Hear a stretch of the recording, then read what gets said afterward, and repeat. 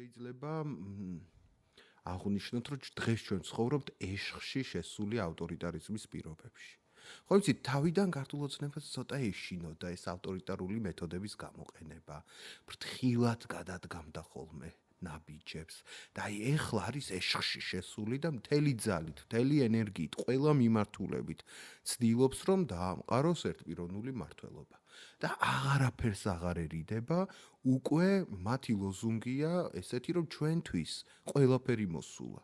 ჩვენ ყველაფერს გავაკეთებთ, უკან არაფერს არ დავიხებთ, თქვათ, მაღაროელებს არაფრის გამო ჩავაგდებთ ციხეში მრავალი თვით და მე არ გამოუშვებთ იქიდან და მათ ოჯახებს უბედურ დღეში ჩავაგდებთ. ვიღაცა ფლომასტერით დაჯღაბნის კახაკალაძის პლაკატს, აი იმას ჩავაგდებთ სისხლის სამართლით ციხეში და მრავალი წელი იქ ვამყოფებთ ციხეში, აი ამ ელემენტარული დანაშაულისთვის, ხო, რომელიც შეიძლება ყურის აწევით და ადმინისტრაციული ჯარიმით შემოიფარგლოს. ასე რომ ვართ აი ეშხში შედიან, რომ ყველა ტაბუ ასე ვთქვათ დაამსხვრიონ, უკვე ყველაფერზე წავიდნენ.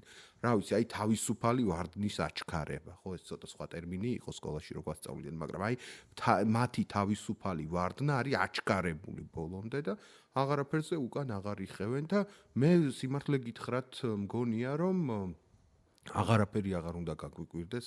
საერთოდ ყველაზე საშიში არის ავტორიტარული რეჟიმებისთვის ის, როდესაც მათი გადაწყვეტილებები აბსურდს ემსგავსება ხოლმე. და აი ქართული ოცნება ამ კონდიციამდეც მივიდა. ხო, მაგათი ზოგიერთი გადაწყვეტილება არის სასაცილო. სასაცილოა, როცა იძახებ ექსპერტს, იმ ექსპერტს მოაქვს სამ ნაწილად შეიძლება ისეთი სახაზავი და წარწერას ზომავს კედელზე, რომ ვინ რა დააწერა კახაკალაძის პლაკატს, ხო? სასაცილოა, როცა ისინი ითხოვენ, რომ აი დაგვიძახეთ ჩვენი სახელი, რატომ ეძახი ქართული ოცნების პრემიერ-მინისტრს, დამიძახე პრემიერ-მინისტრი. ამას რო ითხოვს პრემიერ-მინისტრი. ვინ ვარ მე? ხო გახსოვთ ის პრესკონფერენცია? თქვი ჩემი სახელი. ხო და როცა ეს აბსურდამდე მიდის, ხო ეს თავის მხარდაჭერებშიც იწვევს ხოლმე დეზორგანიზებას.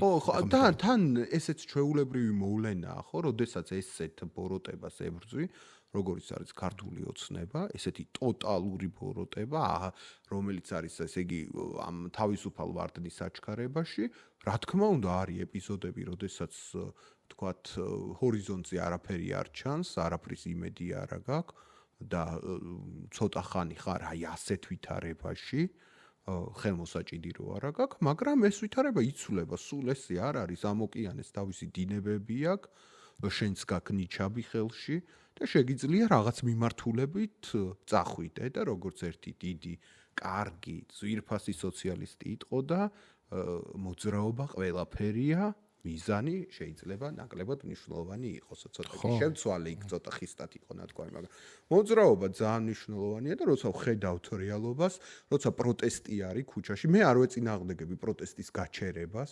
შვენიერია ის პროტესტი, რომელიც არსებობს, უბრალოდ სხვა ფორმებია მოსაფიქრებელი და რაღაცეები ამოწურა და გადააზრება საჭირო და შეიძლება რაღაც სხვა სტრატეგიით, მაგრამ პროტესტი გრძელდება, წინააღმდეგობა გრძელდება, ეხლა საჭირო არის, რომ ფრონტი გაფართოვდეს ჭიათურის, ბალდის, ტყიბულის, თბილისის პერიფერიების მიმართულებით და ეს არ იყოს ჩაკეტილი მხოლოდ აი ამ ერთი და იგივე ადამიანებში და რაღაც Facebook ჯგუფებში. რაღაც ცვლილებამ შეიძლება გააჩინოს აი ცოტა ხნით მაინც ანჯარა, სადაც რო ამოისუნთქებ და ესეთ ვითარებაში არ იქნები, თორე რა განსხვავებაა თქვათ ეკონომიკური თვალსაზრისით ზოგიერთ იმ ადამიანს შორის, რომელიც დღეს პროტესტშია ჩართული და ქართულ ოცნებას შორის. ან ეკონომიკურ თვალსაზრისით და იდეებს თავი დავანე მორალური კატეგორიების თვალსაზრისით.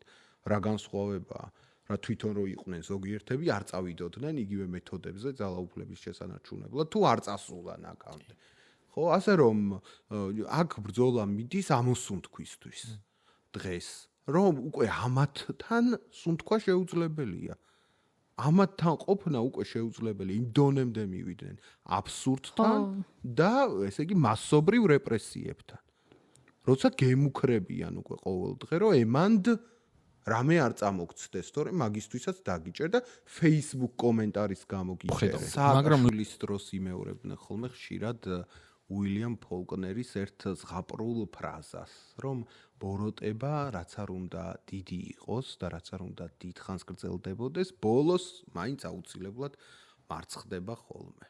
მას არ აქვს ეს სასიცოცხლო რესურსი და ეს ბოროტება ხა დიდი არ არის ისეთი, რა ქვია, ძალიან საშიში, თქვათ, როგორიც იყო ტოტალიტარული რეჟიმები, თქვათ, რაც გამოუულია მთელ სოფლიოს. არის სასტიკი, საშინელი რეჟიმი, დიდხანს გრძელდება უკვე, მაგრამ ყველა ვამჩნევთ, რომ შიგნითაც არეულობა აქვს, ქვეყანაშიც არეულობა არის, საზოგადოებაშიც გადაკიდეს ერთმანეთთან უამრავი ჯგუფი, ისინი მასწავლებლები მოსწავლეებთან და მშობლები შვილებთან და ბებიები შვილიშვილებთან, ეს ნაპრალები გააჩენეს და ესე დიდხანს ეს კერპი ფეხზე ვერ იდგება.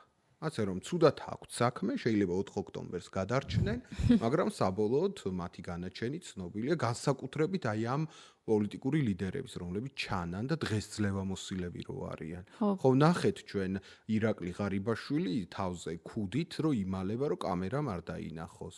ან ჩვენ გვახსოვს ერთ დროს იყო ძლევამოსული მინისტრი ბატონი ქუმსიშვილი რამოსატანია დღეს, მაგრამ ისე ელაპარაკებოდა ხოლმე და ისე გონორით და რაღაცით და მე რო დაურეკეს ტელეფონზე ხმა შეიცვალა და არა ვარ მე დიმიტრი ქუმსიშვილი სხვა ვარ და იმალებოდა, ხო?